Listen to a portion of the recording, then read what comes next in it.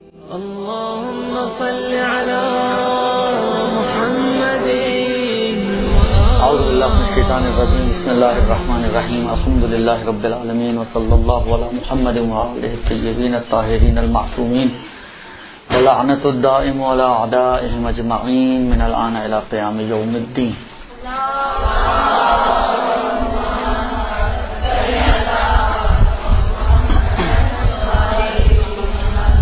بسم اللہ الرحمن الرحیم. اگلا مسئلہ جو ہے، آج کا پہلا مسئلہ وہ یہ ہے کہ اگر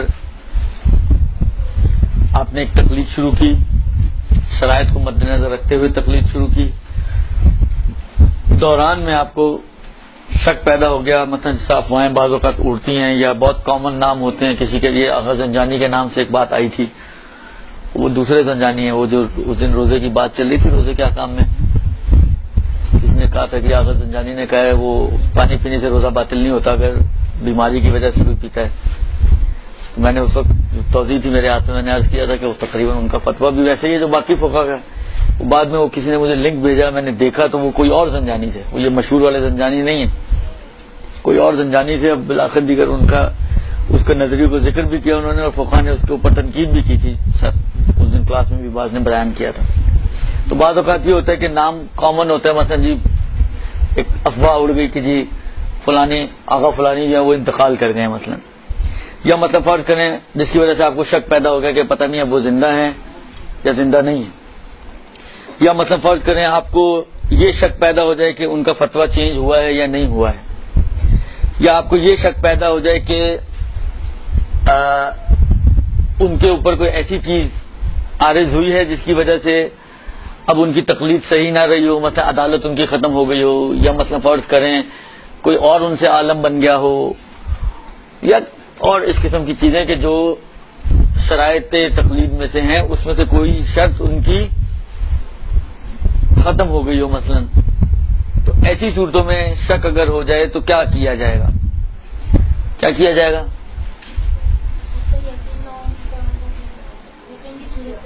ہاں یہی کیا جائے گا کہ کیونکہ آپ نے پہلے معلومات کر کے طے کرنے کے بعد شروع کیا تھا سلسلہ تقلید کا، تو اگر اب شک پیدا ہو جائے تو اپنے اسی گزشتہ یقین پہ باقی رہیں گے. آپ کو پہلے یقین تھا کہ زندہ ہیں، اب ان کی حیات میں شک ہو جائے تو آپ ابھی بھی زندہ سمجھتے ہوئے تقلید کنٹینیو رکھیں گی.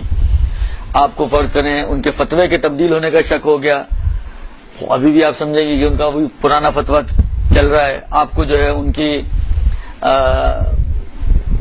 کسی ایسی چیز مثلا فرض کریں ان کے غیر عالم ہونے کا شک پیدا ہو گیا کہ کوئی اور ان سے عالم بن گیا ہو، تو جب تک آپ کو پچھلا یقین تھا اگر آپ کو، اور آپ کو آئندہ انہی میں سے کسی چیز کے بارے میں اگر شک پیدا ہو جائے تو آپ اسی پچھلے یقین کے مطابق عمل کرتے رہیں گی اس وقت تک کہ آپ کو اگلا یقین پیدا نہ ہو جائے. ہاں جب اگلا یقین پیدا ہو گیا، مثلا فرض کریں آپ کو یقین ہو گیا کہ جی آغا ایکس جو ہے ان کا انتقال ہو گیا، ان کے انتقال کے ساتھ ہی پھر اب آپ کو اپنی تقلید چینج کرنی پڑے گی.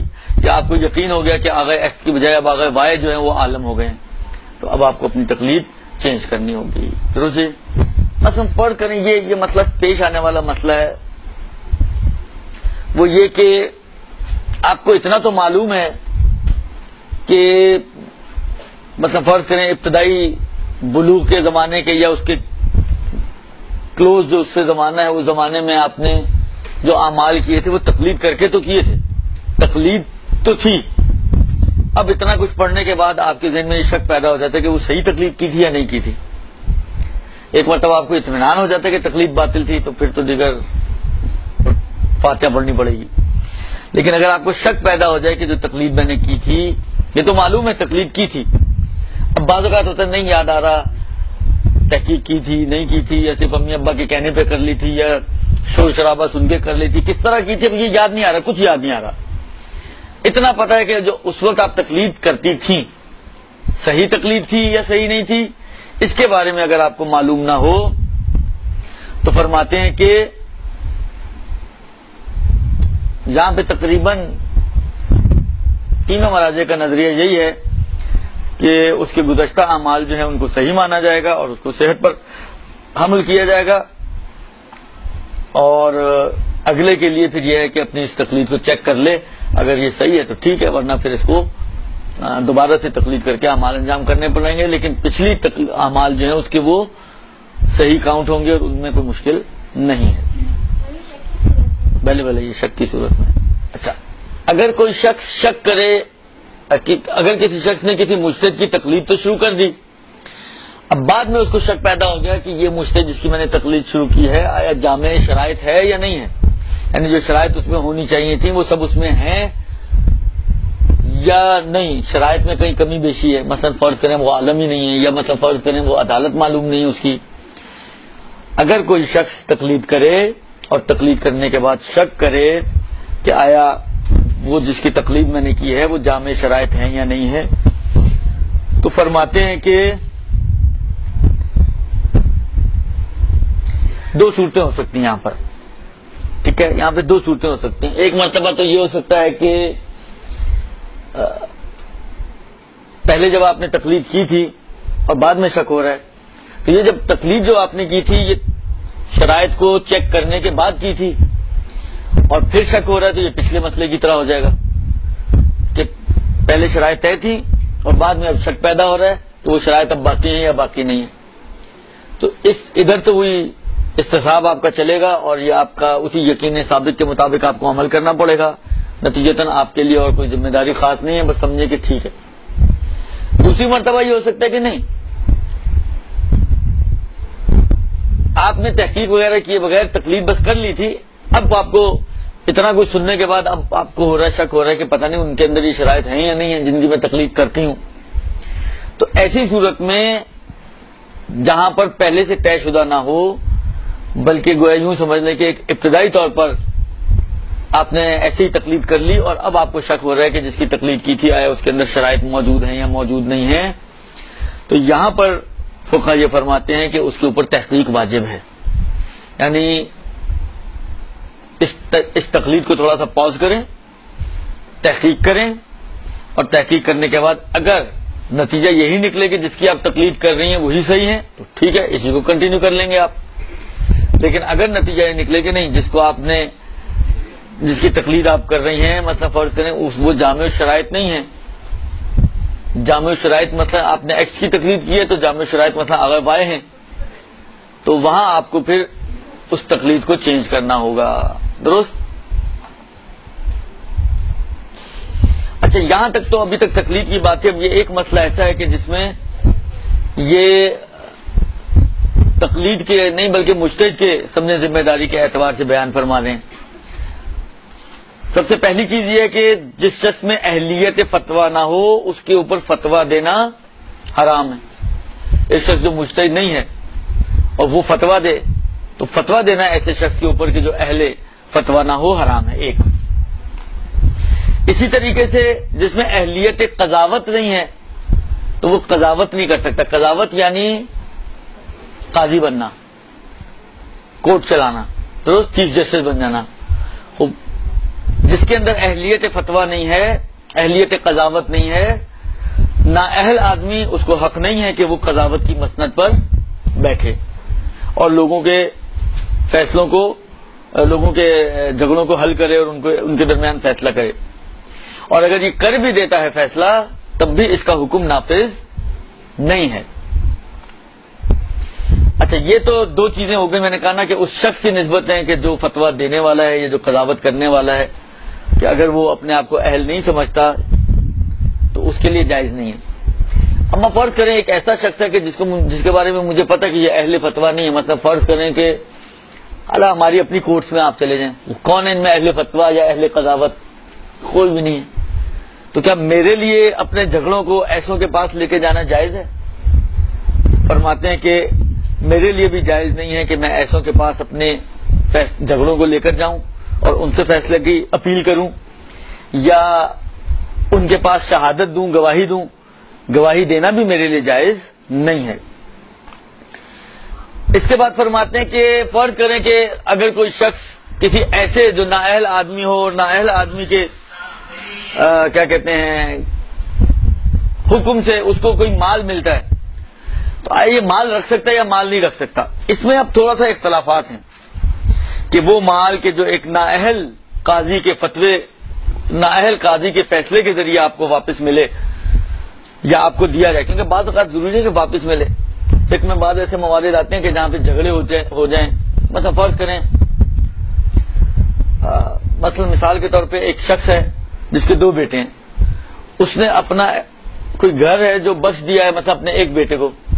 اب دونوں بیٹوں میں جھگڑا ہو رہا ہے، ایک کہہ رہا ہے مثلا ایکس اور وائی، ایکس کہہ رہا ہے یہ باپ نے مجھے دیا تھا، وائی کہہ رہا ہے باپ نے مجھے دیا تھا. اب کورٹ کا ایک اپنا قانون ہوتا ہے کہ کس طریقے سے قاضی کو آگے بڑھنا ہوتا ہے. پہلے بینہ دیکھا جاتا ہے، شہادت دیکھی جاتی ہے، شہادت ہے تو ٹھیک ہے، نہیں ہے تو جو انکار کرنے والا ہے اس کو قسم کھلائی جاتی ہے، وہ قسم نہ کھائے تو مدعی کو قسم، ایک پورا احکام ہے اس کے اپنے. اب فرض کریں کہ جہاں پر ٹائی ہو جائے، وہ بھی قسم کھانے کے لیے تیار ہے، یہ بھی قسم کھانے کے لیے تیار ہے، خاص طور پہ اس قسم کے جھگڑوں میں جہاں پر آدھے یعنی ایک دعوے دار ہے کہ یہ میرا ہے اور دوسرا دعوے دار ہے کہ میرا ہے. اب وہ بھی قسم کھانے کے لیے تیار ہے، وہ بھی قسم، اس نے بھی قسم کھا لی، اس نے بھی قسم کھا لی. تو اب یہاں پہ کیا کرے گا قاضی؟ اپنی جیب سے تو گھر نہیں دوسرے کو لے کر دے گا. قاضی یہ حکم کرے گا کہ جی یہ آدھا آدھا گھر ان کو دے دیا جائے. اب یہاں پر بالآخر ایک شخص کو آدھا جو ملا ہے وہ اس کو اس کا اپنا مال تو نہیں ملا ہے. اب جو بھی ان میں سے جھوٹا تھا یا تو واقعی اشتباہ ہے. اچھا یہ بھی ہو سکتا ہے، ضروری ہے کہ جھوٹے کے اوپر بنیاد چل رہی ہو. واقعی اشتباہ ہو سکتا ہے کہ باپ نے مثلا صحیح طریقے سے تعین نہیں کی تھی، یا مثلا اس کو بھی الگ سے بول دیا تمہارا ہے اور اس کو بھی الگ سے بول دیا تمہارا ہے. کہیں نہ کہیں کچھ نہ کچھ گڑبڑ ہوئی ہے جس کی وجہ سے دونوں میں جھگڑا کھڑا ہوا ہے. تو ممکن ہے جھوٹ نہ ہو اس کے لیے، لیکن بالآخر یہ گھر یا اس کا ہے یا اس کا ہے. لیکن قاضی یہاں پر حکم لگا رہا ہے آدھے آدھے کا کہ آدھا اس کو دے دیجیے، آدھا اس کو دے دیجیے، آدھا اس کی ملکیت، آدھا اس کی ملکیت. تو آدھا جس کو ملا ہے، کسی ایک کو اس کا اپنا مال نہیں ملا، تو یہاں پر اپنا مال نہیں مل رہا لیکن قاضی کے حکم کی وجہ سے مل رہا ہے. تو یہ چاہے یہ والی صورت ہو یا نہیں. مثلا فرض کریں آپ کا واقعی اپنا گھر تھا، کسی نے قبضہ کیا ہوا تھا، کافی دیر تک آپ کا کورٹ میں سلسلہ چلتا رہا، آخرکار فیصلہ آپ کے حق میں ہو گیا اور پولیس نے وہ گھر آپ کو حوالے کر دیا. آپ کو اپنا گھر تھا جو آپ کو واپس دیا جا رہا ہے. آیا ان دونوں صورتوں میں ہمارے لیے حق ہے کہ ہم اپنا گھر لے سکتے ہیں، یا ایسے قاضی کے حکم سے ہمیں حتیٰ اپنا مال بھی لینے کا حق نہیں؟ بعض فقہا کا نظریہ یہی ہے کہ حتیٰ اگر آپ کا اپنا مال بھی ہو، آپ ایسے قاضی کے فیصلے سے کہ جو شرعی طور پر اہلیت قضاوت نہیں رکھتا ہے یا حاکم جور کا قاضی ہے، اس کے فیصلے سے آپ مال نہیں لے سکتے چاہے آپ حق پر ہی کیوں نہ ہوں. جیسے کہ صاحب عروہ کا اپنا نظریہ ایسا ہی ہے. لہذا وہ فرماتے ہیں کہ جو مال اس کے حکم سے لیا جائے گا وہ حرام ہے. وَإِن كَانَ الْآخِذُ مُحِقًّا، چاہے لینے والا جو ہے وہ حقدار ہی کیوں نہ ہو، مگر اگر ایسے قاضی کے فیصلے سے لیا جا رہا ہے تو وہ حرام ہے، سوائے اس کے کہ اس کے علاوہ آپ کے پاس کوئی راہ ہی نہ ہو. اگر تو چوائس ہے آپ کے پاس، مثلا آپ کے پاس ایک شریعت کورٹ بھی ہے اور ایک مثلا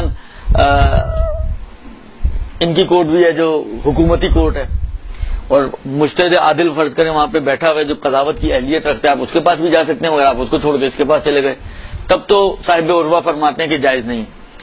لیکن اگر کوئی راہ ہی نہیں ہو، اب ہم پاکستان میں ہم تو مجبور ہیں نا، یعنی اگر ہمیں لینا بھی ہے تو ہم مجبور ہیں اس بات کے اوپر کہ ہم انہی کے پاس جائیں اور انہی کے دروازے کو کھٹکھٹائیں اور انہی کے راستے سے ہم اس مال کو حاصل کریں. تو وہاں پر پھر صاحب عروہ بھی ہتھیار ڈال دیتے ہیں، کہتے ہیں کہ اس پہ کوئی حرج نہیں، پھر رکھ سکتا ہے. یہ تو ان کا نظریہ تھا. لیکن آغا خوی و خمینی وغیرہ کیا فرماتے ہیں؟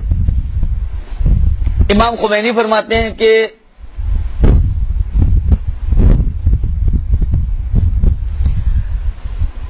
اگر تو اس کا شخصی ذاتی مال ہے، ذاتی مال تھا اس کا، معین طے شدہ چیز تھی کہ یہ واقعی مثلا فرض کریں یہ موبائل ہے، میرا اپنا موبائل ہے اور کوئی چوری کر کے لے جائے اور پھر اس طرح سے مجھے ملے، یا گھر کی مثال دی، اس کا اپنا ذاتی مال ہے، شخصی مال، تب تو امام خمینی کہتے ہیں کہ اس میں کوئی حرج نہیں ہے.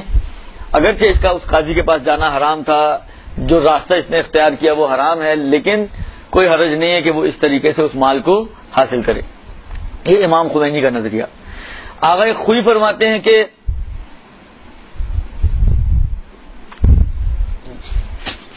ایک مسئلہ پہلے خمس کے باب میں آیا ہے، آپ لوگ تو ماشاءاللہ میرا خیال ہے سب سے سینئر موسٹ کلاس ہے، میرا خیال ہے یہ، اس لیے اندازہ ہے کہ شاید آپ کے ذہنوں میں ہوگا، اگر آپ لوگوں نے مجھ سے خمس پڑھی ہے تو میں نے یہ مسئلہ بتایا تھا شاید اس وقت بھی. کہ اگر آپ ایک مسئلہ یہ خمس کا یہاں آتا ہے کہ اگر آپ نے کوئی چیز خریدی ہے اور اس کی پیمنٹ جو ہے وہ خمس کے پیسے سے کی ہے تو آیا اس چیز کو استعمال کر سکتے ہیں یا نہیں کر سکتے ہیں؟ مثلا فرض کریں آپ مثلا مارکیٹوں میں ہوتا ہے، آپ گئے، آپ نے کوئی چیز پسند کی مثلا، اور پیسے دیتے وقت آپ نے جان بوجھ کے وہ پیسے نکال کے دیے جس پہ خمس واجب تھا، یہ سوچتے ہوئے کہ پیسے ہی چلے جائیں گے تو خمس بھی چلی جائے گی، یہ بھول گئے کہ خمس آپ کی گردن پر آ جائے گی، درست ہو، تو آپ نے انہی پیسوں سے پیمنٹ کر دی جس پہ خمس واجب تھی، تو آیا آپ اس مال میں کو استعمال کر سکتی ہیں یا نہیں کر سکتی ہیں؟ وہاں پر ایک مسئلہ میں نے عرض کیا تھا، اگر شاید یاد ہو آپ کو، وہ یہ کہ معاملے کی دو صورتیں ہوتی ہیں۔ ایک مرتبہ یہ ہوتا ہے کہ آپ جا کے اس کو بولتی ہیں کہ یہ والی چیز چاہیے مجھے اور میں فرض کروں یہ والے پیسے تمہیں دوں گی، یعنی دونوں کو آپ بالکل معین کر دیتی ہیں اور طے کر دیتی ہیں کہ یہ چیز میں دوں گی۔ اگر وہ کہے کوئی مطلب فرض کریں ایسی کوئی دوسری کتاب دے دوں میں، نہیں مجھے یہی والی چاہیے، چیز بھی معین کر دیں آپ اور اس کی قیمت بھی معین کر دیں کہ پیسے یہی والے چاہیے، دوسرے نوٹ بھی نہیں بدل سکتے۔ ان سب فطرے میں ہوتا ہے یا زکوٰۃ میں ہے کہ آپ ایک دفعہ نکال دیے تو اب آپ اس کو چینج نہیں کر سکتے، سمجھے؟ یہ بھی اسی صورتحال میں ہے کہ آپ نے اس کو کہا کہ میں یہ والے پیسے دوں گی اور وہ بھی کہتے ہیں کہ مجھے یہی چاہیے اور کچھ نہیں چاہیے اس کے علاوہ، درست؟ ایک یہ صورتحال ہوتی ہے، اس میں تو مشکل ہے، اس میں نہیں ہو سکتا۔ لیکن عام طور پہ جو ہمارے یہاں معاملات رائج ہیں اس میں یہ والی صورت نہیں، یہ پرانے زمانوں میں ہوتی تھی، لیکن اب آج کے زمانے میں اس قسم کی چیزیں نہیں ہوتی ہیں۔ آج کے زمانے میں کیا ہوتا ہے، مطلب فرض کریں آج کے زمانے میں مطلب فرض کریں موبائل آپ لینے گئی ہیں، درست؟ خوب، آپ نے اس کو ماڈل دیا، آپ نے اس کو کلر دیا کہ مجھے مثلا فرض کرو اس ماڈل کا، اس کمپنی کا اور اس کلر میں چاہیے، اس نے جا کے 10 پڑے ہوئے تھے، 10 میں سے 1 لا کے آپ کو پکڑا دیا، درست؟ طے نہیں ہے کہ یہ والا پرٹیکولرلی چاہیے یا یہ والا کوئی بھی، 10 میں سے کوئی بھی، درست؟ خوب، پیسے بھی جب دیتے وقت آپ اس کو نہیں بولتے کہ میں یہ والے پیسے دوں گی، آپ نے بھی جیب میں ہاتھ ڈالا، پرس میں ہاتھ ڈالا، جو بھی پیسے نکل آئے آپ نے اٹھا کے اس میں سے اس کی پیمنٹ کر دی۔ نہ پرٹیکولرلی وہ جنس معین ہوتی ہے اور نہ ہی پرٹیکولرلی وہ پیسہ معین ہوتا ہے۔ اب اس میں آپ نے وہ والے پیسے نکال کے دے دیے اس کو کہ جس کے اوپر خمس واجب تھا، معین کیے بغیر۔ اس صورت میں فقہا کہتے ہیں کہ ہاں یہاں پر ہو سکتا ہے کہ آپ نے ولو پیسے آپ نے خمس والے دیے ہیں لیکن اس چیز کو آپ استعمال کر سکتی ہیں، اس میں کوئی حرج نہیں ہے، اور خمس کی آپ مقروض ہو جائیں گی۔ جو پیسے گئے تو پیسے تو چلے گئے، خمس نہیں گئی، خمس آپ کی گردن پہ اٹک گئی آ کے، تو خمس کے آپ مقروض ہیں لیکن چیز کو استعمال کرنے میں کوئی حرج نہیں۔ موبائل میں تصرف آپ کا جائز ہے، درست؟ اسی کو فقہی اعتبار سے بیع کہتے ہیں، خرید و فروخت کو۔ ہم نے خرید و فروخت کی ہے نا، چیز بیچی ہے اور خریدی ہے، مثلا موبائل خریدا ہے، میں نے خریدا ہے اور اس دکاندار نے بیچا ہے، بیع۔ اس کی دو قسمیں بنتی، کلی اور جزئی و شخصی۔ وہ جو پہلے والی صورتحال تھی اس کو کہتے ہیں جزئی و شخصی، دوسری والی سچویشن جو ہے جس میں پرٹیکولر آپ نہیں کرتے ہیں اس کو کہتے ہیں کلی۔ ٹھیک ہے، سمجھ میں آئی بات یہاں تک؟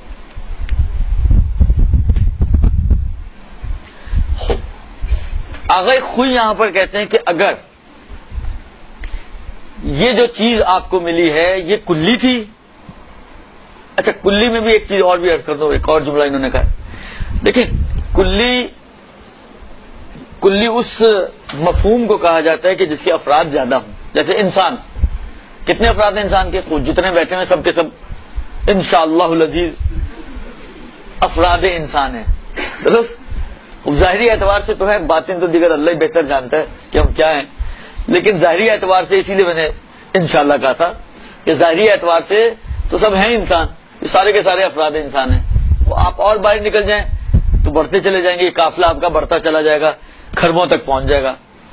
تو جس مفہوم کے افراد، اچھا یہ تعریف جو میں آپ کو بتا رہا ہوں یہ بہت ایگزیکٹ اور ایکوریٹ تعریف نہیں ہے، اس کے اندر کیلو کال کی گنجائش ہے، لیکن ابھی آپ کی فہم کے حساب سے اور آپ کے حساب سے صرف سمجھا رہا ہوں کہ اس کو بھی ذہن میں رکھیں، کہیں اگر کوئی اور چیز کوئی بتائے تو آپ نہیں کہیے گا کہ سر نے تو الٹا بتا دیا تھا، میں خود بتا رہا ہوں کہ میں پوری تعریف نہیں کر رہا ہوں، اس کی پوری جزیات نہیں بتا رہا ہوں، صرف ایک مطلب سمجھانے کے لیے تھوڑا سا آپ کا ذہن قریب کر رہا ہوں۔ بس مفہوم کلی وہ ہوتا ہے کہ جس کے افراد زیادہ ہوں اور اس عنوان کو، اس ٹائٹل کو مختلف افراد کے اوپر آپ تطبیق کر سکتے ہو. انسان، یہ بھی انسان، یہ بھی انسان، یہ بھی انسان، یہ بھی انسان، یہ بھی انسان، سارے انسان. جزئی اور شخصی اس مفہوم کو کہتے ہیں کہ جس کا ایک سے زیادہ کوئی فرد ہی نہ ہو خارج، یعنی جو خارجی افراد جتنے بھی ہوتے ہیں نا وہ جزئی اور شخصی ہوتے ہیں.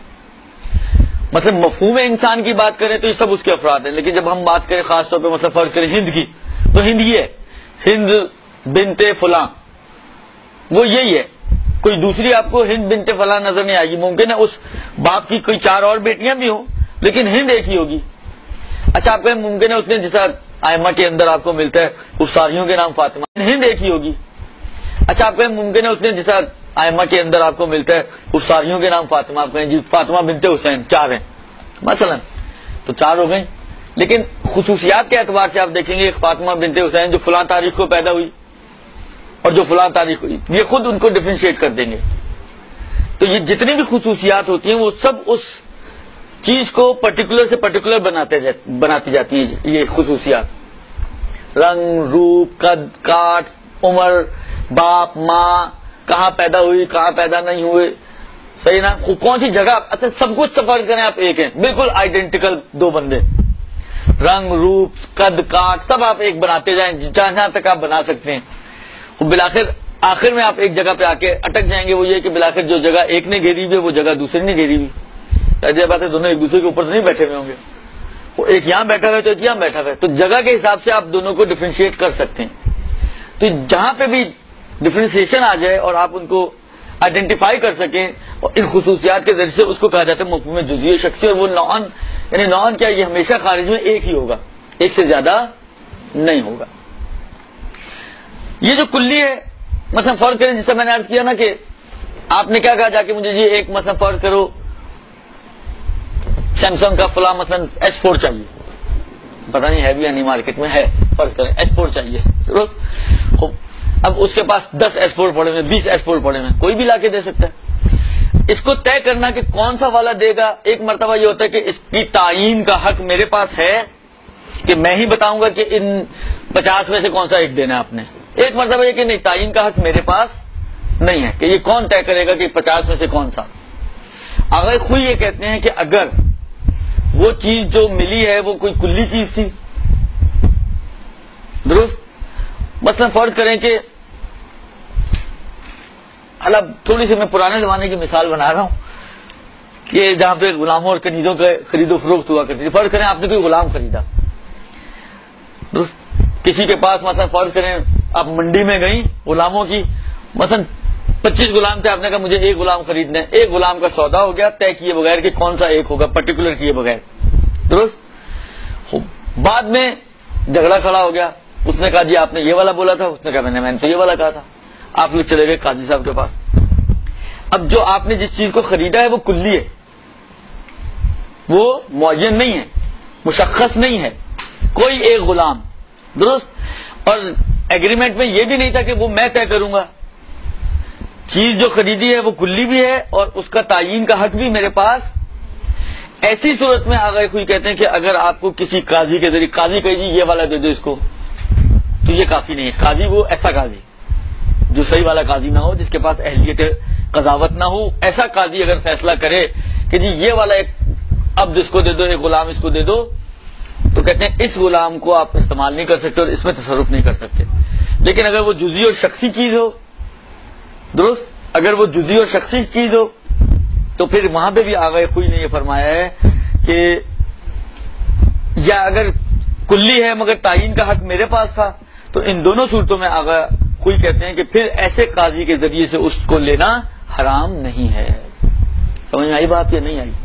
خاص طور پہ جو آغا خوئی والے ہیں ان کی سمجھ میں آئی یا نہیں آئی؟ کسی اور کی میں نہ آئے تو بھی چل سکتا ہے. درست جی، آگے سمجھ میں آپ لوگ. اب چلتے ہیں آغا سیستانی کی طرف. وہ کیا فرماتے ہیں؟ آغا سیستانی کہتے ہیں کہ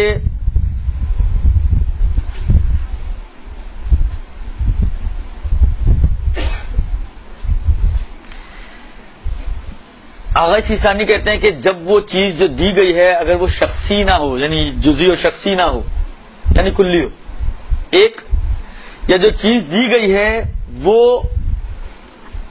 شریعت نے اس کو معین نہ کیا ہو، یعنی یہ جو اس کو مشخص کیا گیا کہ یہ والی چیز، ایک مطلب ہے کہ شریعت نے مطلب فرض کریں شریعت کی کہنے کی وجہ سے آپ کے لیے معین ہو گیا کہ آپ کو یہی والا لینا ہے، درست۔ ایک مطلب ہے کہ نہیں، شریعت کے بیچ میں کوئی دخالت نہیں ہے، مثلا قاضی اپنے حساب سے کہہ رہا ہے کہ جی یہ اس کو دے دو، بس یا تو وہ چیز شخصی نہ ہو یا اس کا تشخص جو ہے اس کو جو طے کیا گیا ہے وہ شریعت نے طے نہ کیا ہو، تو ان دو صورتوں میں اس چیز کو لینا حرام ہے قاضی سے، ورنہ پھر جائز ہے قاضی سے لینا۔ چاہے یہاں پہ ایک جملہ اور بھی، یعنی ایک قدم اور بڑھا کے آغا سیستانی کا ہے، کیونکہ آغا صاحب عروہ نے کیا کہا تھا کہ اگر آپ مجبور ہوں تو لے سکتے ہیں، انہوں نے کہا چاہے آپ مجبور نہ بھی ہوں، اگر یہ دو صورتیں نہیں ہیں جن میں حرام ہے لینا، تو اگر آپ مجبور نہ بھی ہوں ایسے قاضی کے پاس جانے سے، تب بھی آپ اس چیز کو اس قاضی کے فیصلے کے ذریعے سے لے سکتے ہیں۔ ممکن ہے یہاں پر یہ کہا جا سکے کہ آپ کا جانا حرام تھا، وہاں پر نہیں جانا چاہیے تھا مگر آپ پھر بھی چلے گئے، تو حرام کام کیا آپ نے، لیکن مال لینے میں کوئی حرج نہیں ہے۔ اگر سیستانی یہ فرماتے ہیں کہ اگر وہ چیز شخصی نہ ہو یعنی کلی ہو، اچھا کلی میں انہوں نے کوئی فرق، آغا خوئی نے تو فرق کیا تھا نا کہ تعین میرے ہاتھ میں ہے، تعین میرے ہاتھ میں نہیں ہے، ان کا کوئی فرق نہیں ہے ان کی تعبیرات میں، لہذا اگر کلی ہے ایک، یا اس کو شریعت نے معین نہیں کیا کہ یہ والی چیز آپ کو ملے گی، تعین شریعت کی وجہ سے نہ ہو، تو ان دو صورتوں میں ایسے قاضی سے اس مال کو لینا حرام ہے، درست۔ اس کے علاوہ صورتوں میں جائز ہے، چاہے بعض صورتوں میں آپ کے لیے جانا جائز نہیں تھا اور آپ چلے بھی گئے، لیکن اس کے باوجود صحیح آپ نے ایک حرام کام کیا، لیکن مال لینا آپ کے لیے جائز ہے اور اس مال کو استعمال کرنا آپ کے لیے جائز ہے۔ یہ آج کل کی کورٹس کے حساب سے بہت اہم مسئلہ ہے، کیونکہ مشکلات ہماری سب سے بڑی یہی ہیں کہ ہم تو پھنسے ہوئے ہیں اسی پاکستان میں، اور پاکستان میں یہی مشکلات ہیں ساری ہماری۔ البتہ اس میں ایک چیز ذہن میں رکھیے گا کہ بعض ایسی چیزیں ہیں جہاں پہ یہاں تو انہوں نے کہہ دیا یہ مال کی حد تک تو صحیح ہے، لیکن طلاق کی حد تک کورٹ کی طلاق قابل قبول نہیں ہے۔ آپ یہ مت کہیے سمجھیے گا کہ اب یہاں پر چھوٹ ملی ہے تو آپ اس کو اتنا پھیلائیں کہ باقی فتوے آپ خود بنا لیں ان کے، یہ کام مت کیجیے گا۔ لہذا یہ صرف مال کی حد تک ہے، ابھی مسئلہ ہمارا باقی طلاق وغیرہ کا مسئلہ اس میں شامل نہیں ہے۔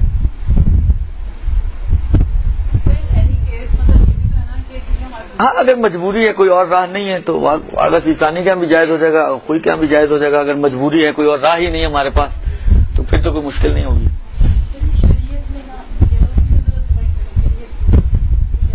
مثلا فرض کریں بعض اوقات ہوتا ہے کہ کسی شرعی حکم کی بنا پر آپ کے لیے معین ہو رہا ہے کہ آپ کو، اب میں باب مثال عرض کروں، فرض کریں مثلا، اب یہ ممکن ہے بہت ایکوریٹ مثال نہ بن رہی ہو، لیکن صرف یہ سمجھانے کے لیے کہ شریعت کی وجہ سے تعین ہو رہی ہو، حالانکہ ممکن ہے شاید یہ مثال بن جائے، میں نے بھی اس پہ سوچا نہیں تھا اتنا، لیکن حالانکہ ممکن ہے شاید یہ مثال بن جائے کہ مثلا فرض کریں کہ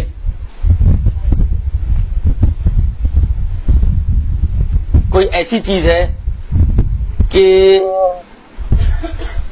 جھگڑا جو چل رہا ہے، مثلا فرض کریں وہ کہہ رہے کہ جی شراب بیچی تھی اور آپ کہہ رہے نہیں جی روح افزا بیچا تھا، درست۔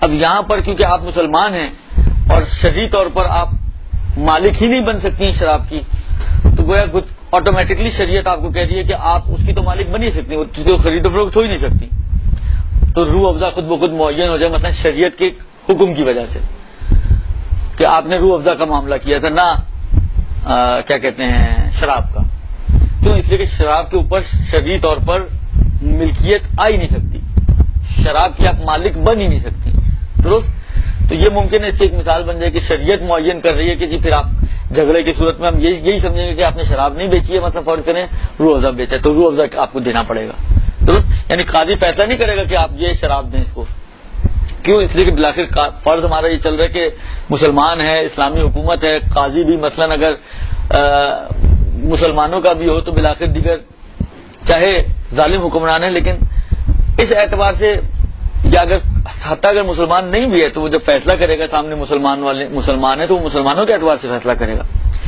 تو یہاں پہ تعین جو ہو رہی ہے ایک طرف کی وہ شریعت کی وجہ سے ہو رہی ہے، وہ اللہ اگر یہ شریعت کو بیچ میں سے نکال دیں تو ہمارے پاس کوئی ایسی چیز نہیں کہ جو طے کر سکے کہ میں نے شراب خریدی تھی یا مثلا میں نے روح افزا کی بوتل خریدی تھی، درست۔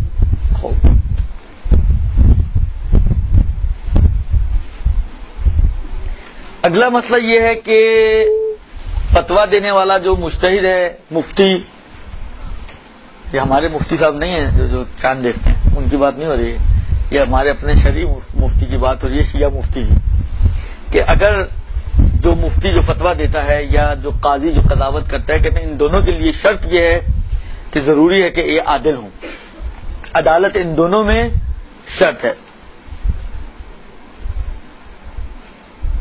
درست؟ اور یہ پہلے بھی عدالت کا مسئلہ گزر چکا ہے، اس لیے سے زیادہ میں اس کی تفصیل میں نہیں جاؤں گا. وہاں پر آیا تھا کہ کیسے ثابت ہوگی عدالت، یا تو دو عادل گواہی دیں عدالت کی، یا یہ ہے کہ معاشرت حسن ظاہر کہ آپ کا میل جول اس سے ہے اور اس سے آپ کو اندازہ ہے کہ ایک اچھا شریف نیک آدمی ہے، اور تیسرا یہ کہ آپ کو کسی بھی وجہ سے علم، یقین یا اطمینان حاصل ہو جائے کہ منتہا اطمینان کے لیے منشا جو ہے وہ عقلائی ہونا چاہیے کہ یہ عادل آدمی ہے. اس کے بعد جو مسئلہ فرماتے ہیں کہ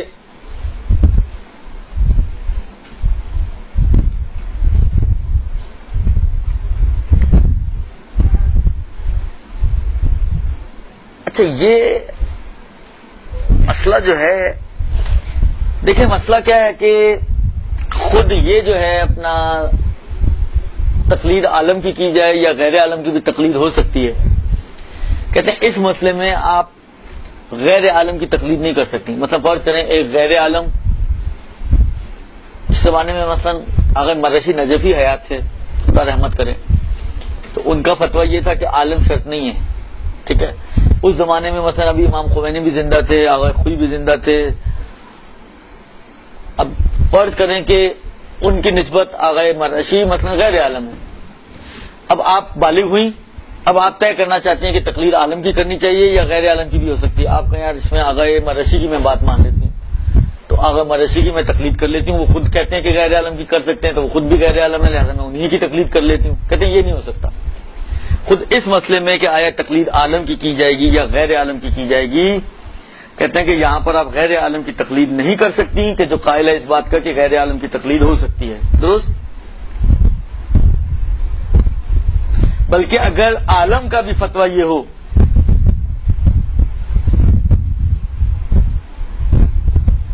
اگر عالم کا بھی فتویٰ یہ ہو، مطلب فرض کریں ایکس وائی میں سے ایکس غیر عالم ہے اور وائی عالم ہے، اور وائی کا اپنا فتویٰ یہ ہے کہ کیا کہتے ہیں غیر عالم کی تقلید جائز ہے. تو کہتے ہیں حتیٰ اس مسئلے میں آپ یہ، البتہ صاحب عروہ کا نظریہ، ان پہ کوئی حاشیہ ہے یا نہیں؟ ایک منٹ ذرا. تو آغا خوئی اور آغا سیستانی تو یہ کہتے ہیں کہ ایسی صورت میں آپ عالم کی، اس عالم کی بات کو مان سکتی ہیں، کیونکہ بلاخر دیکھیں آپ کی ذمہ داری تھی عالم کی تقلید کرنا. ٹھیک ہے، فرض یہ ہے کہ ایکس وائی میں سے وائی عالم ہے، میری ذمہ داری تھی کہ میں انہی کی تقلید کروں. فرض کریں میں نے کر لی ان کی تقلید. جب ان کا مسئلہ دیکھا تو یہ کہتا ہے کہ جی عالم کی تقلید واجب نہیں ہے، تو ان کی تقلید کرنے کے بعد اب میں آزاد ہوں. تو اگر میں خود انہی کی تقلید کر لوں تو آغا خوئی اور آغا سیستانی دونوں فرماتے ہیں کہ اس میں کسی قسم کا کوئی اشکال نہیں ہے، یہ صحیح ہو جائے گا. لیکن اگر غیر عالم کا فتویٰ یہ ہے کہ غیر عالم کی تقلید جائز ہے، تو اس مسئلے میں غیر عالم کی تقلید نہیں کر سکتا. درست جی؟ اس کے بعد فرماتے ہیں کہ اب یہ مسئلہ بھی بہت لوگ پوچھتے ہیں، اور آج کل کے زمانے کے حساب سے اس کو کیسے تربیت کریں گے وہ بھی عرض کرتا ہوں میں آپ کی خدمت میں. اور وہ یہ ہے کہ فرض کریں دو مجتہد ہیں، ٹھیک، ایکس اور وائی. ایکس، آغا ایکس جو ہیں وہ عالم ہیں مثلا عبادات کے باب میں، اور آغا وائی جو ہیں وہ عالم ہیں مثلا معاملات کے باب میں. ایک حصے میں عالم ہے اور دوسرا دوسرے حصے میں عالم ہے. اب ہم کیا کریں گے؟ ہم کس کی تقلید کریں گے؟ آیا ہم سارے مسائل میں عبادات والے عالم کی تقلید کریں گے، سارے مسائل میں معاملات والے عالم کی تقلید کریں گے، یا نہیں ہم اس کو توڑ دیں گے، جس میں جو عالم ہے اس کی تقلید کریں گے؟ یعنی تبعیض، تقلید کے ٹکڑے کر دیں گے ہم. بعض کی طرح تے بے عین یہ ذات، تبعیض، بعض کر دیں گے. یعنی بعض مسائل میں مثلا عبادات میں ایکس کی تقلید کریں گے، اور بعض مسائل میں یعنی معاملات میں ہم وائی کی تقلید کریں گے. یعنی جو عالم ہے جس فیلڈ کا اس فیلڈ میں اسی کی تقلید کریں گے. کیا کرنا پڑے گا ہمیں؟ یہاں پر تقریباً آغا خوئی، خمینی اور سیستانی تینوں نے یہ بات کہی ہے کہ اگر ایسی صورتحال ہو جائے گی تو وہی ٹکڑے کرنے پڑیں گے آپ کو کہ جو جس چیپٹر کا عالم ہے اس چیپٹر کے حساب سے اسی کی تقلید کی جائے گی. کیوں؟ اللہ فرض یہ کہ اگر آپ کے لیے طے ہو گیا کہ اس فرض پہ بات ہو رہی ہے، طے کرنا فرض نہیں ہے، لیکن فرض کریں آپ کے لیے طے ہو گیا کہ جی مثلا عبادات میں آگئے ایکس عالم ہے اور معاملات میں آگئے وائی عالم ہے. اب کسی بھی طریقے سے آپ کو الہام ہو گیا، درست، تو اب یہاں پر کہتے ہیں کہ اب آپ کی ذمہ داری ہے کہ آپ عبادات میں آگئے ایکس کی تقلید کریں اور معاملات میں آگئے وائی کی تقلید کریں. البتہ یہ اسی شرط کے ساتھ ہے جو پہلے گزر چکی آغا خوئی و آغا سیستانی کی، کہ فرماتے ہیں کہ یہ عالم کی تقلید اس صورت میں واجب ہے جب کب عالم کی تقلید واجب ہے؟ آئے بارک اللہ، جب فتووں میں اختلاف کا علم ہو آپ کو، چاہے علم اجمالی ہی کیوں نہ ہو، لیکن اگر فتووں میں اختلاف کا علم ہے تو اس صورت میں عالم کی تقلید ہے. فرض کریں اگر آپ کو نہیں پتا کہ آغا غیر عالم وائے جو عبادات میں غیر عالم ہے، آیا ان کے فتووں میں عبادات میں اور آغا ایکس جو عالم ہے ان کے فتووں میں اختلاف ہے بھی، یعنی آپ کو پتہ ہی نہیں ہے، تو آپ کسی بھی کی تقلید کر سکتی ہیں. لیکن اگر آپ کو پتہ چل جائے کہ فتووں میں اختلاف ہے تو پھر اب آپ کو ایکس کی تقلید کرنی ہوگی. یہی صورتحال اس سائڈ پہ بھی ہے. درست جی؟ اچھا، اسی طریقے سے کہتے ہیں فرض کریں ایک ہے عالم نماز کے معاملات احکام میں، ایک ہے عالم حج کے احکام میں. جیسا مثلا بعض لوگ کہتے ہیں کہ آغا زنجانی کو کہ وہ حج کے باب میں بہت ماہر ہیں، تو یہ بھی ہو سکتا ہے کہ کسی نے ایک چیپٹر کے اندر بہت زیادہ کام کیا ہو تو وہ اس کے عالم وہ بن جائے مثلا، اور دوسرا جو ہے مثلا نماز میں عالم ہے، یا ایک تیسرا جو بھی لے ہیں وہ روزے میں عالم ہے، ایک چوتھا لے ہیں وہ فرض کریں کہ معاملات میں عالم ہے. تو کہتے ہیں جو جہاں جیسے جیسے عالم بڑھتے جائیں گے آپ کی تقلیدیں ٹکڑے ہوتی رہے گی. لہذا حج میں آپ آگئے ایکس کی کریں گے، نماز میں آپ آگئے وائی کی کریں گے، مثلا فرض کریں کہ معاملات میں آپ آگئے زیڈ کی کریں گے، اور کسی فیلڈ میں اگر کوئی سوم میں کوئی اور عالم ہے تو سوم میں کسی اور کی کریں گے. آپ کو تقلید جو ہے وہ ٹکڑے ٹکڑے ہوتی رہے گی، اور ایک بندہ ممکن ہے متعدد فقہا کی تقلید میں ہو جائے جو خمس کا عالم ہے. اچھا، اب اس کو میں جو عرض کیا کہ آج کے معاشرے کے حساب سے اس کو کیا کس طرح ہم تطبیق کریں گے مسئلے کو. دیکھیں آج کے معاشرے کے حساب سے اصل میں ہوتا ہی ہے کہ یہ جو گواہیاں بنتی ہیں آج کل کے حساب سے، جی مثلا آغائے سیستانی عالم ہے، آغائے رہبر عالم ہے، آغائے وحید عالم ہے، آغائے مثلا مکارم شیرازی عالم ہے، جو بھی ایکس وائی زی، تو نارملی یہ گواہی ہوتی ہے پوری عالمیت یعنی تمام ابواب میں. نارملی یہ گواہی پلٹتی ہے اس بات کی طرف کہ اگر فرض کریں جو کہہ رہے ہیں آغائے ایکس عالم ہے تو اس کا کہنے کا مطلب یہ ہوتا ہے کہ آغائے ایکس تمام ابواب میں آغائے وائی سے عالم ہے. تو اسی لیے نارملی ہماری تقلیدیں جو وہ ٹکڑوں میں نہیں بٹتی ہیں، ورنہ تو میں ایک کی کر رہا ہوں، میرے گھر کا کوئی دوسرا فرد دوسرے کی کر رہا ہے، لوگوں سے یہ ہضم نہیں ہوتی، تو میں ہی 4 کی کر رہا ہوں، وہ کیسے ہضم ہوگی لوگوں سے؟ اتنی شدید بدہضمی ہوگی کہ اصلا شاید اس کا علاج بھی نہ ہو سکے. ابھی تو پھر کچھ نہ کچھ ہم گولیاں دے کے قوم کو بہلا لیتے ہیں، تو پھر تو شاید اور بھی بہلانا مشکل ہو جائے. تو اس لیے عام طور پہ جو گواہیاں ہوتی ہیں وہ اس طرح کی ہوتی ہیں کہ جناب آغائے ایکس تمام ابواب میں عالم ہے آغائے وائی سے، یا آغائے وائی تمام ابواب میں عالم ہے آغائے مثلا زی سے. تو یہ گواہیاں اس طرح کی ہوتی ہیں، اس لیے یہاں پہ تمییز کی ضرورت نہیں پڑتی ہے. لیکن اگر کہیں خدا نہ خواستہ یہ گڑبڑ ہو جائے تو پھر آپ کو یہ کرنا پڑے گا. اگلا مسئلہ یہ ہے کہ اگر کوئی شخص کسی مجتہد کا فتویٰ بیان کر دے، مثلا فرض کریں آپ لوگ ماشاءاللہ اہل علم ہیں تو آپ لوگ اپنے گھر کی مرجع ہوں گی یقیناً، درست؟ تو جس کو بھی کوئی مشکل پیش آتی ہوگی، مشکل کشا آپ ہیں، اور اب آپ خود سوچیں جہاں پہ عورتیں مشکل کشا ہو جائیں تو کیا حال ہوگا اس معاشرے کا اور اس قوم کا. اللہ ہی ایک اور مشکل کشا بھیجے تاکہ اس مشکل سے بھی نکل سکیں ہم. تو عرض خدمت یہ ہے کہ اگر آپ سے کسی نے کوئی فتویٰ پوچھا آپ نے نقل کیا فتویٰ، مثلا آگے جس کا بھی ایکس وائی زی کا پوچھا گیا، آپ نے مسئلہ بیان کر دیا، منتباد میں آپ کو پتا چلا کہ خطا ہوئی ہے، غلطی ہو گئی ہے، مسئلہ نقل کرنے میں، مسئلے کو بیان کرنے میں غلطی ہو گئی ہے، تو ایسی صورت میں میری کیا ذمہ داری ہے؟ اس میں آغا خوئی اور امام خمینی علیہم الرحمہ ان دونوں کا نظریہ یہ تھا کہ انہوں نے کچھ خاص شرط نہیں لگائی تھی، وہ یہ کہتے تھے کہ اگر ممکن ہے، جس حد تک ممکن ہے تصحیح کرنی پڑے گی. مثلا فرض کریں بعض اوقات ہوتا ہے کہ کلاس ہے تو آپ کلاس میں اگر اناؤنس کیا تو کلاس میں آپ سب کو بتائیں، یا مثلا فرض کریں کہ بعض اوقات آپ کو پتا چلے کہ اب اس کو ڈھونڈنا پڑے گا تو صحیح ہے، ڈھونڈنا اگر ممکن ہے تو ڈھونڈیں اور اس کو بتائیں.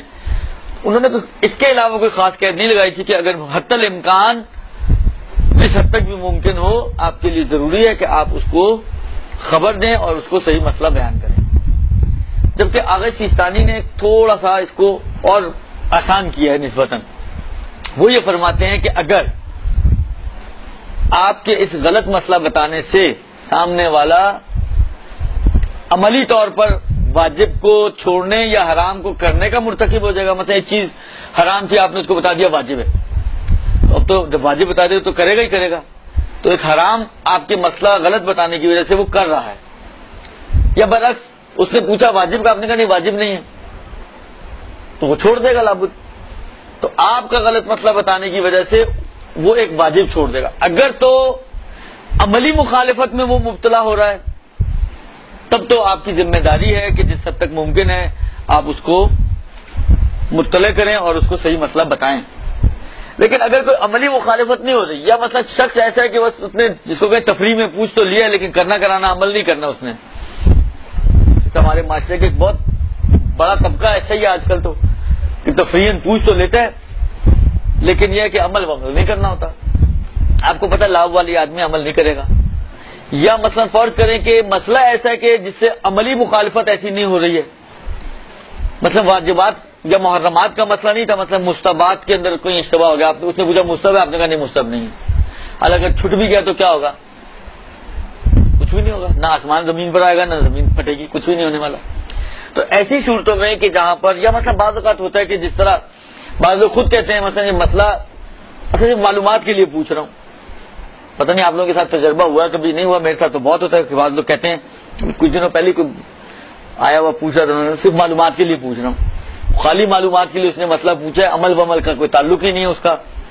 تو ایسی صورتوں میں کہ جہاں پر عملی مخالفت نہ بن رہی ہو سامنے والے کی، وہاں پر پھر آغا سیستانی کہتے ہیں کہ بتانا واجب نہیں ہے.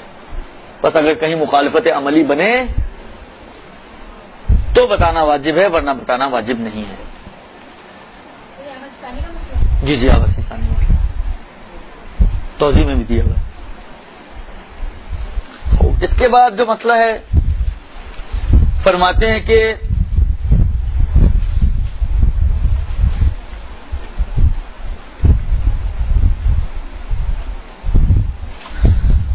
اچھا یہ بھی مسئلہ پیش آنے والا ہے. وہ مسئلہ یہ ہے کہ فرض کریں آپ نماز پڑھ رہی تھی اور دوران نماز آپ کو کوئی مسئلہ پیش آ گیا جس کا حکم آپ کو نہیں معلوم. اب آپ نماز کے دوران تو موبائل کر کے کسی مولانا سے پوچھ نہیں سکتی، نماز کے دوران پوچھیں گی تو مسئلہ حل ہو یا نہ ہو نماز آپ کی باطل ہو جائے گی. اور اس مبنا کی بنا پر خاص طور پہ جو جس کو مانتے ہیں فقہاء عام طور پہ آغا خوئی خمینی سیستانی نہیں مانتے ہیں کہ نماز کو بلا سبب و بلا وجہ باطل کرنا بھی حرام ہے شروع کرنے کے بعد. تو ایسی صورت میں اب کیا کیا جائے؟ کہتے ہیں کہ اب جو بھی اس کے ذہن میں آ رہا ہے مسئلہ، مطلب فرض کریں کہ نارملی ایسی صورتحال ہوتی ہے کہ ایک دو چیزیں اس کے ذہن میں آ رہی ہوں گی، یا یوں ہے یا یوں ہے، تو جو بھی احتمالات اس کے ذہن میں آ رہے ہیں ان میں سے کسی بھی احتمال پر عمل کر لے، اس بنا پر کہ میں نماز کے بعد معلوم کروں گی، اگر تو یہی نکل آیا تو فبیا، اگر یہ نہیں نکلا تو میں نماز کی تکرار کر لوں گی. اس بنا پر آپ کو اس کی اجازت دی گئی ہے کہ آپ جو احتمالات آپ کے ذہن میں آ رہے ہیں مسئلے کے، اس میں سے کسی بھی ایک احتمال کو لے کر آپ آگے بڑھ جائیں. اب ایک مثال دوں آپ کو، مثلا فرض کریں آپ نماز پڑھنے جائیں تو مسئلے کی بات ہے، یہ بعض اور جگہ پہ بھی یہ بات آتی ہے. مثلا فرض کریں آپ نماز پڑھ رہی تھی، اہدنا الصراط، اب صراط پہ پہنچی، اب آپ کو ایک دم شک پیدا ہو گیا کہ صراط صاد سے سین سے. اب کھڑی سوچ رہی ہیں آپ. اچھا یہ بھی اجازت نہیں ہے کہ آپ دونوں ہی پڑھ لیں, کیونکہ اگر فرض کریں سواد سے ہے سرات اور سین سے سرات کا معنی کچھ اور ہوتا ہوگا تو نماز آپ کی باطل ہو جائے گی, بیجا کلام بن جائے گا آپ کا. خوب آپ کیا کریں؟ یہاں پہ بھی یہی مسئلہ ہے کہ اب آپ کو یاد نہیں آ رہا کہ یہ سین سے تھا یا سواد سے تھا, اور ادھر بھی یہ مسئلہ ہے کہ جب مسئلہ آپ کو مثلا 2 اور 4 کا شک ہو گیا, آپ کو پریشان کھڑی ہیں, کیا کروں, یاد ہی نہیں آ رہا, 2 سمجھی جائے گی یا 4 سمجھی جائے گی, آخر 2 ہی صورتیں ہیں, یا آپ 2 سمجھیں گی یا آپ 4 سمجھیں گی. درست, جب شک 2 اور 4 کا تو یہ تو نہیں ہوگا کہ آپ 3 سمجھیں. 2 اور 4 کا شک ہے تو یا تو یہ ہوگا کہ آپ 2 سمجھیں یا یہ ہوگا کہ آپ 4 سمجھیں. تو اب آپ کسی ایک پہلو پہ جو آپ کو زیادہ مثلا لگ رہا ہے اس کے اوپر آپ عمل کر لیں, اس بنا پر کہ میں بعد میں نماز کے پتہ کرتی ہوں, صحیح ہو گیا تو ٹھیک, ورنہ نماز تکرار کروں گی. اب فرض کریں آپ نے, اب یاد تو نہیں آ رہا, آپ نے مثلا سواد سے پڑھ ڈالا, سواد سے پڑھ کے آپ نماز ختم کی, نماز ختم کرنے کے بعد جب آپ نے قرآن اٹھا کے دیکھا تو آپ نے دیکھا کہ سواد سے ہی تھا, تو یہ آپ کی نماز پھر ٹھیک ہو جائے گی. اس نماز میں آپ کی کوئی مشکل نہیں ہے. یا آپ نے فرض کریں سین سے پڑھ ڈالا, آپ نے قرآن اٹھا کے دیکھا, آپ نے دیکھا اس کے اوپر لکھا ہوا ہے, سین بھی لکھا ہوا ہے کہ یہ کلمہ سواد سرات جو ہے یہ سواد سے بھی پڑھا گیا اور سین سے بھی پڑھا جا سکتا ہے, تب بھی آپ کی نماز بچ جائے گی. لیکن فرض کریں اگر سواد سے ہی ہو, صرف سین کی اجازت نہ ہو, اور آپ نے سین سے پڑھا ہو, تو پھر آپ کو نماز تکرار کرنی پڑے گی.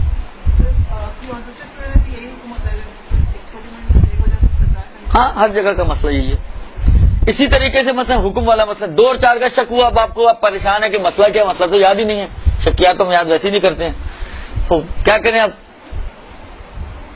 آپ نے ایک تکا مارا, 4 پہ بنا رکھ لی, خوب بعد میں آپ نے توجہ اٹھا کے دیکھی یا مسئلہ پوچھا تو ان کا جی آپ 4 سمجھ کے ختم کریں, اور جو آپ کی ذمہ داری تھی وہ آپ کو انجام دینا. اتفاق سے آپ نے ان سارے کاموں کو انجام دے کر آپ نے وہ مسئلہ پوچھا تو یہ آپ کی نماز صحیح ہو جائے گی.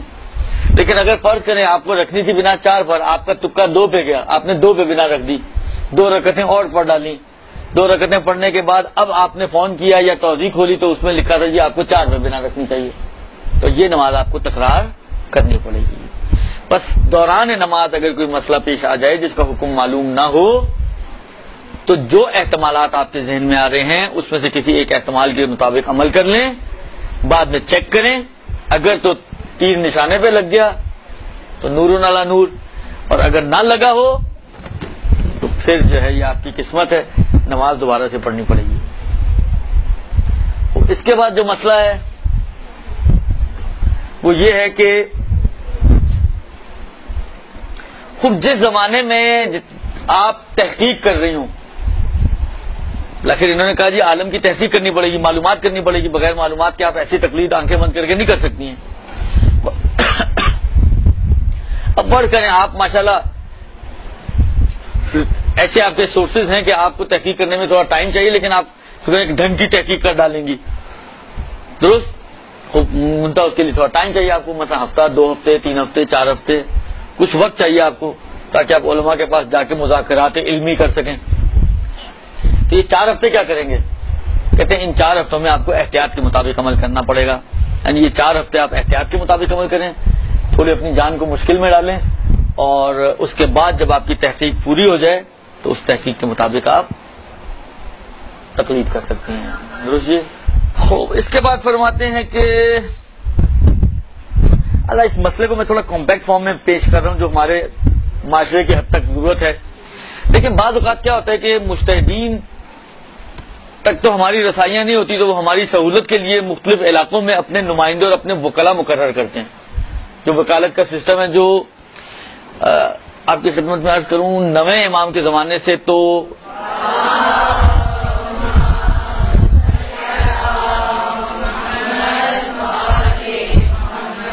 اس زمانے میں تو کافی زیادہ اس کا رواج آہستہ آہستہ ہو گیا تھا, لیکن یہ اصل پیغمبر کے زمانے سے چلا رہا. پیغمبر مگر کہ آپ کے خیال میں خود زکات لینے جایا کرتے تھے ہر جگہ. آپ کو معلوم ہے جب پیغمبر حج پہ پہنچے ہیں تو امیر المومنین بھی حج پر آئے. کہاں سے آئے تھے؟ یمن سے آئے تھے. یمن کیا کرنے گئے تھے؟ چھٹیاں منانے تو نہیں گئے تھے, خود زکات لینے گئے ہوئے تھے. تو وہ زکات لینے گئے ہوئے تھے, یعنی ان کے وکیل کے طور پر ہی گئے تھے نا, ان کے نمائندے کے طور پہ گئے تھے. تو خود پیغمبر کے زمانے سے یہ وکالت کا سسٹم چلا آ رہا ہے. ایسا نہیں ہے کہ کوئی نئی چیز ہے اور کوئی بالکل ہی جس طرح لوگ کہتے ہیں کہ جی انہوں نے اپنے کہانیاں بنائی ہوئی ہیں. ایسی کوئی کہانیاں نہیں بنائی ہوئی ہیں. یہ اصل اس کی جڑیں اگر آپ تاریخ میں اٹھا کے دیکھیں تو پیغمبر کے زمانے سے ملتی ہیں. تو یہ وکلا جو ہوتے ہیں یہ جب تک مفتی زندہ ہے, مجتہد زندہ ہے, ان کی وکالتیں زندہ ہیں. لیکن جیسے ہی مجتہد کا انتقال ہوتا ہے ان کی ساری وکالتیں ختم ہو جاتی ہیں.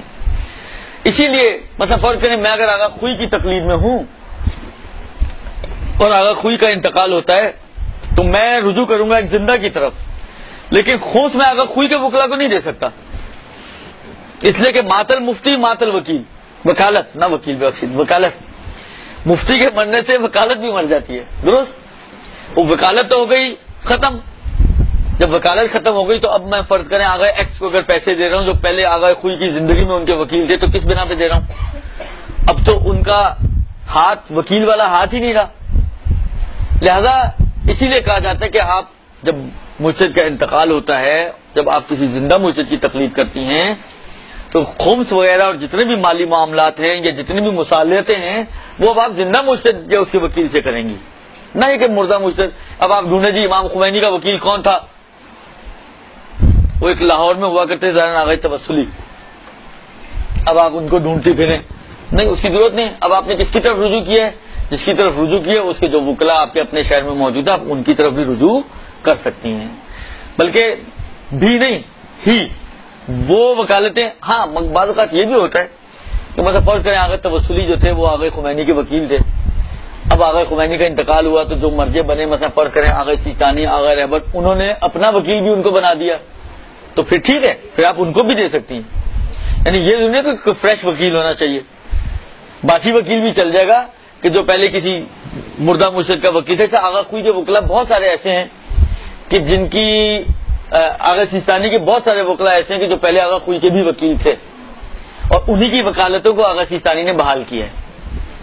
بہت ساروں کو تو انہوں نے خود بھی دی ہیں وکالتیں, لیکن بہت ساروں کی وکالتیں ایسی ہیں کہ جن کی آغا خوئی کی وکالتوں کو آغا سیستانی نے امضا کیا ہے اور ان کو بحال کر دیا ہے. تو یہ چل جائے گا.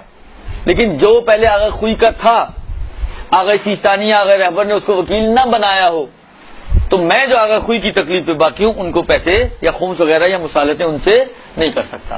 درست جی.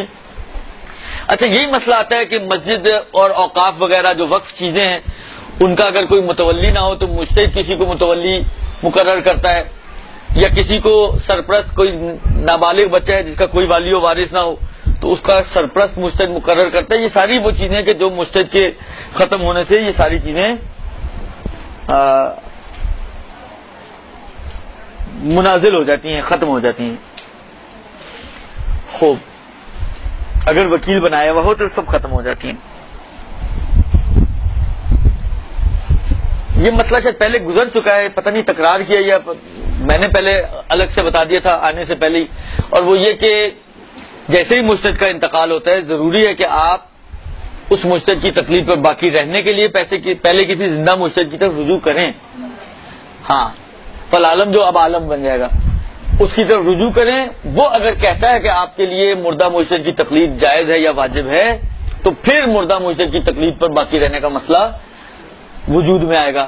وہ اللہ اگر اس نے منع ہی کر دیا, مطلب اس کا فتویٰ یہ ہو کہ آپ مردہ مجتہد کی تکلیف پہ باقی بھی نہیں رہ سکتے, جیسے شیخ بشیر کا فتویٰ یہی ہے, تو پھر آپ کے لیے وہ دروازہ بند ہو جائے گا.